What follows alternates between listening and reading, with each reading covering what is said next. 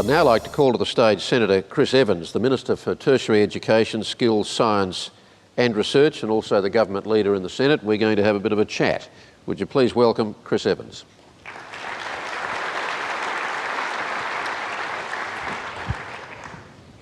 Is that the hot seat, is it? That depends. Go easy, Kerry. Of course, I always do. Chris, I know that you started your working life as a brickies labourer. I think you were then a public servant. You became a trade union official.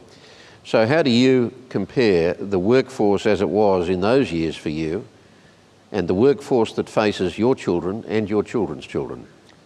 Well, look, I think it's well known the workforce has changed dramatically. How we work has changed dramatically, and our life experience of work's changed. The old idea that you join a old government instrumentality as a 15-year-old and still be there at 65 and get the gold watch is a thing long gone. People change jobs more regularly. They have to upskill more often. You know, when I left school, as probably you, Kerry, a lot of young women got jobs as typists. Well, there are no typists left in the world anymore. I had a mate who was apprentice of the year in the printing trades. By the time he finished, the job had been, the trade had gone. The change is quicker, and the way we work is quite different. People sitting here tweeting away, I mean, it's all very different. And I think what's really challenging is the pace of change is increasing. How tough have you found it as a parent? Well, I know as a parent that my two sons learn in a very different way. The idea that my university student son has got 8 different pages open on his screen and is learning in that way and doing his research in that way. And I say, where are the books? And he's got sort of one book to the side, which he hardly ever refers to. But the way he learns, and he's got his iPod going, or he's doing Facebook at the same time, a set of skills that I don't have. I've actually got to do one task at a time. But he learns in a very, very different way. And what is he aiming to do? Well, he's doing law, so I'm not sure he's going to be skilled for anything much. But, but you see, I think he chose it because it was the longest course. But but there you go. You know, you'd think, well, that's fine. There's a secure job. Gets through, sets himself up. He's right for life. But even in the law, a lot of legal work is now being exported from Australia to developing countries. Well, that's true, but there are also a lot of Australians working in the law in countries. If you go to China, you go to Shanghai, you'll run a lot of Australian lawyers and accountants. I think this view that this is one way is not right. Yeah. There are a lot of professional Australians working overseas. The world, you know, we're a global work environment now as well.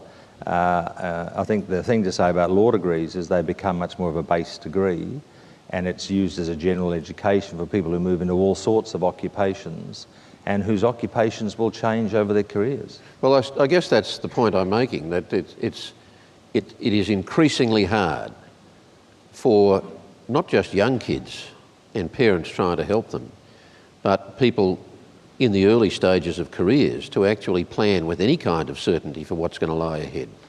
But it's interesting, I don't think young people want certainty in the same way that we used to, this sort of idea of security from employment. They're used to contracts, be it on their phone. Their parents probably didn't stay married for nearly as long as they used to. The whole world moves much faster for them.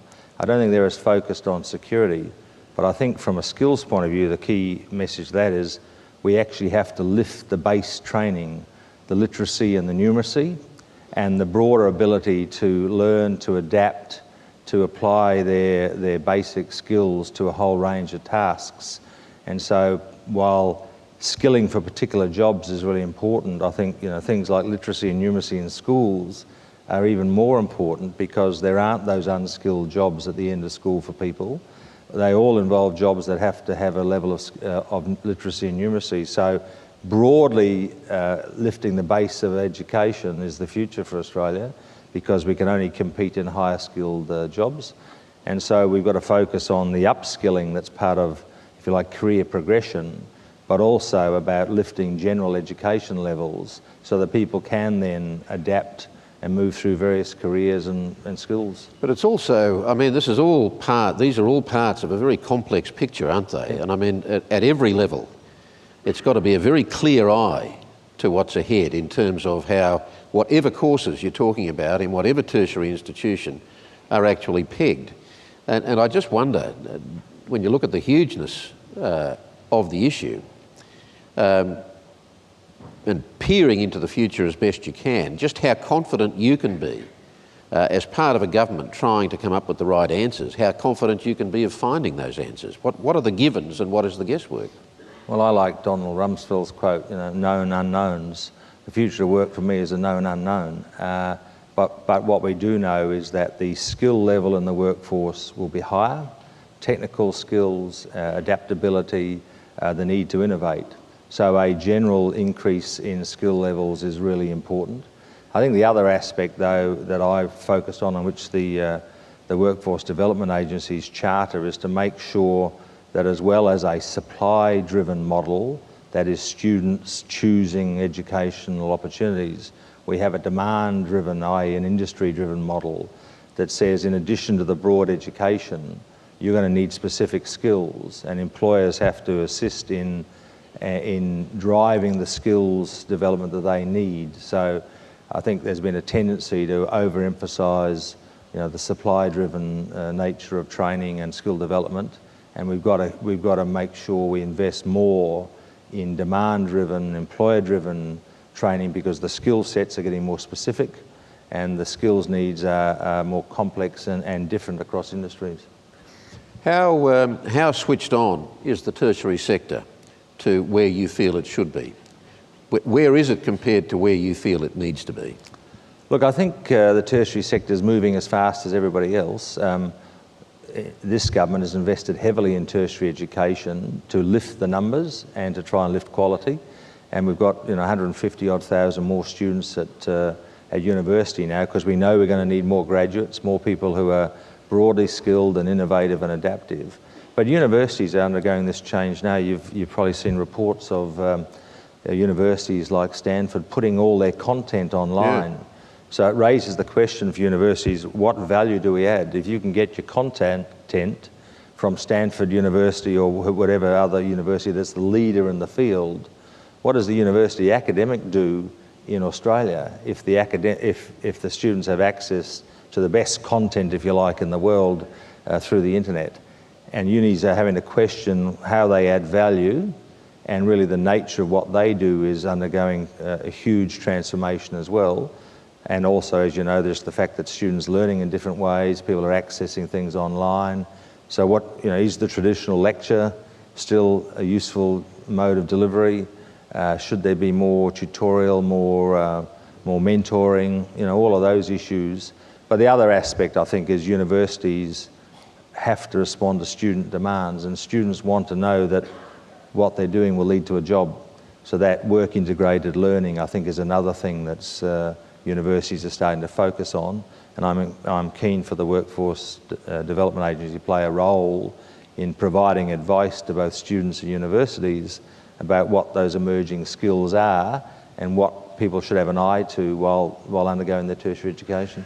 I noticed just in the last 24 hours, I think one of the Vice Chancellor of New England University was saying that if we're not careful, the universities in Australia will be too hampered and left behind in the online space by regulation. Well, I don't know about regulation, but I do think they are very focused now on this challenge. And as I say, I think the American universities putting content online has been a game changer. I'm hosting a conference with the universities the next few weeks to try and analyse what that means, because it means things for government as well, in terms of why would we be funding all these buildings if people aren't learning in that way anymore? Why would you be building new lecture halls, etc.? So what should we be investing in? But you wouldn't want to turn your back on face-to-face, would you? You wouldn't want to risk minimising the value of face-to-face for the sake of online, partly because it's cheaper. No, but equally, my son often gets his lectures online. The universities put them up within hours. If you miss the lecture, you get it online. So I'm not saying I think face-to-face is very important, but perhaps more emphasis on tutorials and mentoring is perhaps a change in emphasis that's going to occur. Sitting in a lecture hall this size being lectured to is an old mode of delivery. That's why we're having this chat rather than me giving one of my speeches. Apparently they're a bit dull, so I was told we're having a chat instead. They might be dull online too, Chris. Yeah. Well, that's true. Well, we'll have to see what the tweets say and what the ratings are, Kerry. But so what about business? We talked about the tertiary sector. How switched on is business to what you feel, what you know it should be doing? Well, look, business is always very good at complaining that universities aren't delivering what they want. To be frank, they'll be doing that. They've been doing that for the last 100 years, and no doubt they'll do it for the next 100 as well. But I think there is a recognition that they need to engage more, and universities, I think, are more open to it. One of the things we've done is we've removed some of the barriers to competition between universities. So they're actually out there in the market competing for students in a new way. And one of the things students look for, we've set up this My University website, and one of the things the students are most interested in is job outcomes. And if I'm studying at Macquarie or if I'm studying at Sydney, what are the job outcomes if I do a commerce degree, etc. So they're interested, and I think universities therefore getting the message that their links with business, producing graduates that they want to employ, is actually important to the university marketing. So there's a change, I think that's for the good occurring. I can remember back in 1971 writing a series of articles for a Sydney newspaper that's now defunct, the Sydney Sun, about computers in the future, very early stages. And the thing that stuck out most to me was the sociologist who had been a computer programmer, who said that his concern in 1971 was that we were facing a future where, as computers increasingly dominated our lives, that those who had the expertise would be the lucky ones. They would be the ones who would take the ride. But then there were the rest, and he worried about that worker drone syndrome, and that's been talked about many times. But his chief fear was that you would have the technological explosion going like this, and society's capacity to keep pace with it or to keep contact with it would be going like that. Now, to some degree, that has happened, hasn't it? Yeah, I'm talking specifically now about workforce. I'm not sure that's true. I mean, if you look at the jobs in our community, they are actually now probably more enriched, more complex, more diverse. There's very few people doing the old process job, stamping something on a production line. Those jobs are the ones that are disappearing, and the ones that involve communication, technical skills, adding value. They're the jobs that are emerging in the economy. So I'm not sure that's right. But as we become more and more a service economy, we're also becoming a much more casualised workforce as well, aren't we? And there are implications in that. No, I know, and the trade union have a lot of concerns about that, and I understand that. I think, but the nature of work has changed. The nature of business has changed. The old state utilities have gone. It's all contracted out. So permanency of employment has diminished. But equally, the job you train in when you're 20 probably won't exist when you're 40. So some of this is just driven by that pace of change we're dealing with. Yeah. So the debate on education in Australia, it seems to me, has been dominated by this issue of literacy and numeracy, and I acknowledge the importance that you've touched on. But isn't there a danger that we've got too caught up in that, and that you tend to lose the balance? In terms of the broad education debate, I just wonder how switched on our nation is to the broader debate and the important aspects of the debate beyond just literacy and numeracy, or even why literacy and numeracy are so important. Well, I think this is the sort of conference that tries to explore some of those issues. It's not enough of a focus, but why we produced the Workforce Development Productivity Agency is to try and drive the focus on that, to try and make sure we are focused on what our workforce needs are going to be and how we work people to make sure we develop the right skills base. That's why we created an agency, quite frankly, with a board membership of the equivalent of the Reserve Bank board, high-powered, well-qualified people driving an agency which has got a very serious task. But I think we've learnt we've got to invest in the early years. There's huge investment going on there because of the way children learn.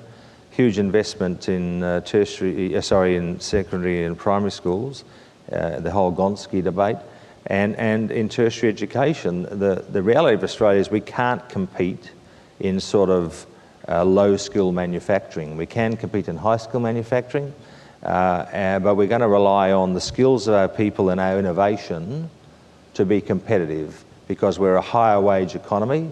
I'm not embarrassed about that. That's a great thing about Australia. We're a higher wage economy because we have a good standard of living. But to keep that, we're going to have to be more skilled and more innovative.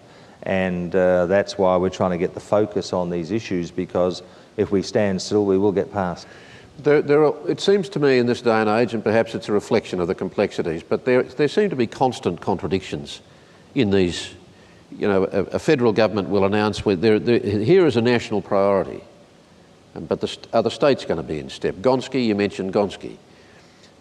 We really got, I mean, we're talking about the importance of education, which of course has to, at least in part, relate to increased funding, and yet we're seeing states chopping education budgets. New South Wales, I think, $2 billion. So those contradictions are pretty dramatic. No, they are, and I think that's why, I mean, there's quite a deal of public outrage about those things. In Victoria, there's been huge cuts to TAFE training, just as we're trying to invest more money into skills development. And, you know, I think, quite frankly, you know, it's doing the Victorian state government a lot of political harm, because people understand that we actually need to be investing more in skills development. So that's obviously part of the debate. I think the states will come on board with the Gonski directions. I think the reality is there's a demand for it and understanding among the public. The people referenced in the introductions, the investment of China and India in their education systems.